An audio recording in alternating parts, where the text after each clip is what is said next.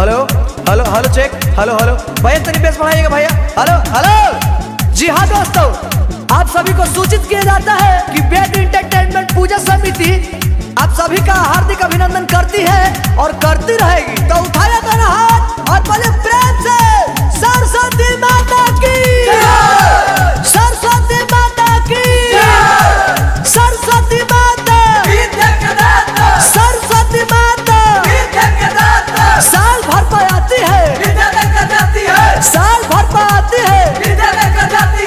Music by Priyanshu Singh. घर हमारे बाते जिला ना बहता, आज जुलूस में न केहू बोली जाता। सबको समझा दिया जा रहा है, समझ जाइए। घर हमारे बाते जिला ना बहता, आज जुलूस में न केहू बोली जाता।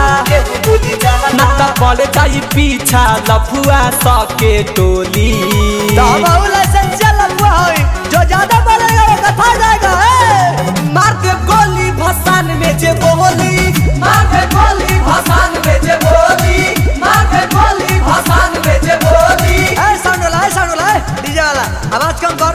तो जी हाँ भाइयों, अमिताभ सिंह की आवाज में फरमाइश आ रहा है कि पियर की फराक वाली गाया जाए। कारी कारी अखिया में गजरा लगा के, केसिया में लाल पियर गजरा सजा के, हरदम बोलेली बोलिया मजाक बहाली। नचे जुलूस में, नचे जुलूस में ललकी फराक वाली, नचे जुलूस में ललकी फराक वाली।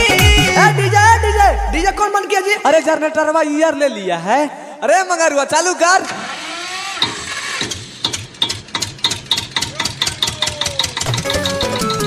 गाना बाजी भोजपुरी तब नुकारा दहाउड़ी, सबे का मॉडल चकाई, फोन में वीडियो बनाई, फोन में वीडियो बनाई।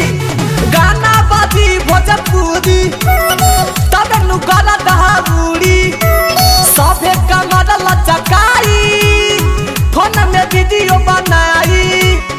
माई के सब जई कारा लगावा, अमिताया सिख भजन तू गावा।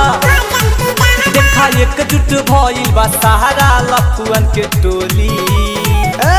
सब लोग कायदे में रहिए तो फायदे में रहिएगा, ठीक है। मार दे गोली भसान में जे बोली, मार दे गोली भसान में जे बोली, मार दे गोली भसान में जे बोली। अरे वो डीजे वाला, अरे बजा रे मगर ही गाना। लागो हो चेहरा हसीन तोर कोमल बदनिया गे, जब से देखा लिया हो पागल हो गेलिया कसम से रनिया गे। चुमा देवी तकी न देबो, चुमा देवी तकी न देबो, सोना